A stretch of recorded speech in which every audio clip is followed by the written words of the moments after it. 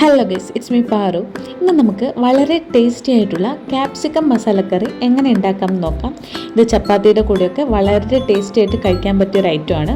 അതിനായിട്ട് ഒരു ചീനച്ചട്ടീൻ്റെ അകത്ത് കുറച്ച് വെളുത്തുള്ളി, 2 പച്ചമുളക് നടുകെ കീറിയതും കൂടി ചേർത്ത് ആവശ്യമുള്ള തക്കാളി, സവാളയും കൂടി ചേർത്തിട്ട് ഒന്ന് വഴറ്റിയെടുക്കണം. ഓവറായിട്ട് വഴറ്റിയെടുക്കേണ്ട കാര്യമില്ല, ജസ്റ്റ് വഴറ്റിയാൽ മതി. കാരണം നമുക്കിത് മിക്സിയിലിട്ടിട്ട് അടിച്ചെടുക്കാനുള്ളതാണ്.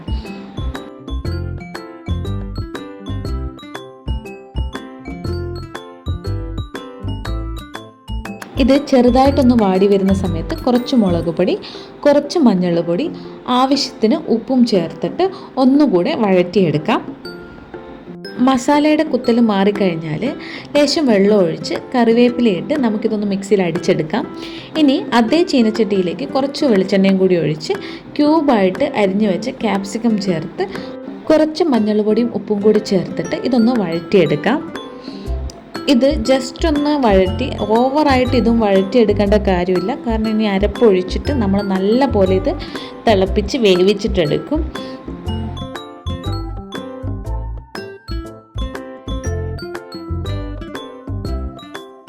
നമ്മുടെ ക്യാപ്സിക്കൊക്കെ ഒന്ന് വഴറ്റി കിട്ടിയതിന് ശേഷം നമ്മൾ അരച്ച് വെച്ചിരിക്കുന്നത് ഇതിൻ്റെ അകത്തേക്ക് കുറച്ച് വെള്ളവും കൂടി ചേർത്തിട്ട് ഒഴിച്ച് മിക്സ് ആക്കിയിട്ട് തിളപ്പിച്ച് കൊടുക്കാം.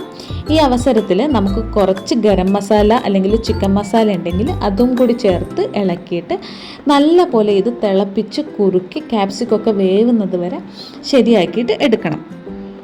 ഇതൊന്ന് കുറുകി തിക്കായിട്ട് വന്നാൽ നമ്മൾ ടേസ്റ്റി ആയിട്ടുള്ള ക്യാപ്സിക്കം മസാലക്കറി റെഡി ആയിട്ടുണ്ട്. ഇങ്ങനെ ഇതുവരെ കഴിച്ചിട്ടില്ലാത്തവരാണ് നിങ്ങളെങ്കിൽ എന്തായാലും ട്രൈ ചെയ്ത് നോക്കുക. സൂപ്പറാണ്. അപ്പോൾ അത്രയുള്ളൂ. ബൈ.